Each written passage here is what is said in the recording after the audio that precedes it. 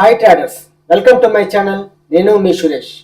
ఈరోజు Nifty important levels morning నేను నా యూట్యూబ్ ఛానల్లో కమ్యూనిటీ అనే ఆప్షన్ ఉంటుంది, ఇందులో పోస్ట్ చేశాను. ఈ కమ్యూనిటీలో ట్రేడింగ్ వ్యూ యొక్క లింక్ కూడా ఇచ్చాను. ఆ లింక్ గానే ఓపెన్ చేస్తే ఈరోజు మార్కెట్ లెవెల్స్ ఇవన్నీ నేను పెట్టాను. అయితే ఈ మార్కెట్ లెవెల్స్ నేను ఇచ్చినప్పుడు మార్కెట్ ఎక్కడికి వస్తుందని మనం ఎంట్రీ తీసుకోకూడదు.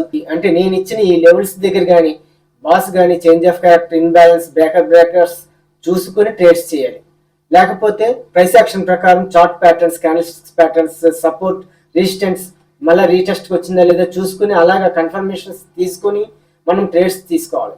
అంతేగాని నేను ఇచ్చిన లెవెల్స్ దగ్గరికి మార్కెట్ వచ్చింది అక్కడ నుంచి పైకి వెళ్ళిపోద్ది లేదంటే అక్కడ నుంచి డౌన్ అయిపోద్దని మనం ట్రేడ్స్ తీసుకోకూడదు. ఇవి ఎలాగో నేను మీకు ఒకసారి ఎక్స్ప్లెయిన్ చేస్తాను. 15 minutes లో చూసినట్టయితే ఫస్ట్ డౌన్ఫాల్ అయ్యింది. డౌన్ఫాల్ అయ్యి అప్పుడు మార్కెట్ అనేది పైకి వెళ్ళింది. పైకి వెళ్ళినప్పుడు నేను ఇచ్చిన ఈ రెసిస్టెన్స్ లెవెల్ వరకు వచ్చింది. ఇప్పుడు ఈ రెసిస్టెన్స్ లెవెల్ దగ్గర నుంచి కిందకి వచ్చి మళ్ళీ రీటెస్ట్ తీసుకుంది. 1 minute టైం ఫ్రేమ్లోకి వచ్చి ఎంట్రీస్ ఏమైనా ఉంటే ప్లాన్ చేస్తాం అనమాట.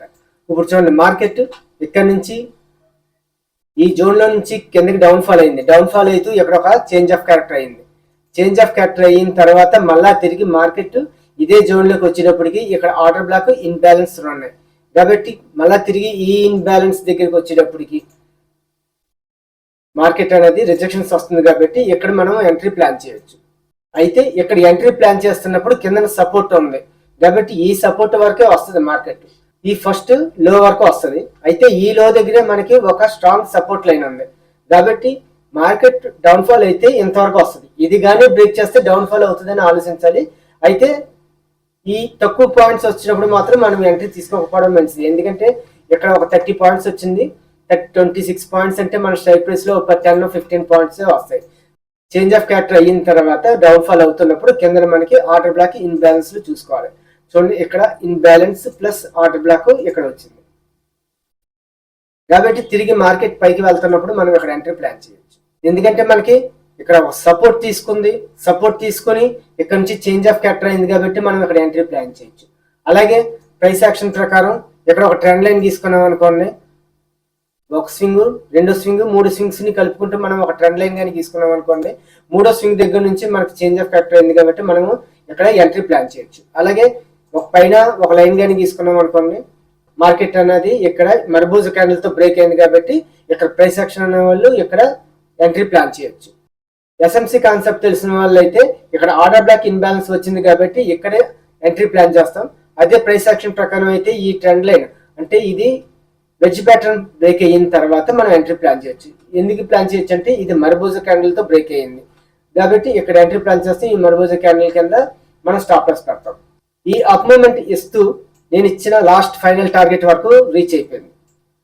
ఇక్కడికి రీచ్ అయిన తర్వాత 15 minutes లో కానీ చూసుకున్నాం అనుకోండి, చూడండి కరెక్ట్ గా ఇక్కడ నుంచి రిజెక్షన్స్ వస్తుంది. ఇలాంటప్పుడు ఏం చేయాలంటే మనం 1 minute లో చేంజ్ అయ్యి ఎక్కడ వరకు రావచ్చు అనేది మనం చూసుకోవాలి. చూడండి, ఇక్కడ కానీ మార్కెట్ ఇక్కడ వరకు టచ్ అయిపోయింది. ఇప్పుడు మార్కెట్ కింద వస్తే ఎక్కడ వరకు వస్తుంది, ఫస్ట్ స్వింగ్ వరకు వస్తుంది. అంటే లోలో ఉన్న ఫస్ట్ స్వింగ్ ఇది అనమాట.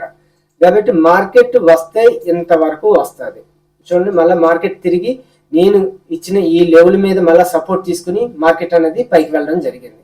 రేపటి మార్కెట్ అనలైజ్ చేసినప్పుడు ఎక్కడెక్కడ సపోర్ట్ లెవెల్స్ ఉన్నాయి, ఎక్కడెక్కడ రెసిస్టెన్స్ లెవెల్స్ ఉన్నాయి అంటే ఫస్ట్ పాయింట్ ఏంటంటే ఈ ఇన్బ్యాలెన్స్ వచ్చింది. ఈ 3 క్యాండిల్స్ తీసుకుంటే కిందది ఆర్డర్ బ్లాక్ కాబట్టి తిరిగి ఈ ఆర్డర్ బ్లాక్ జోన్ వరకు రావచ్చు.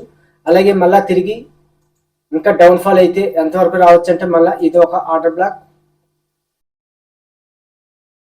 ఈ లెవెల్ వరకు రావచ్చు. అంటే ఇన్బ్యాలెన్స్ కూడా ఉన్నది అక్కడ. అలాగే ఈ కిందకి వరకు ఇంకా డౌన్ఫాల్ గానే అయితే ఈ ఇన్బ్యాలెన్స్ కింద కూడా మళ్ళీ ఒక ఇన్బ్యాలెన్స్ ఉంది.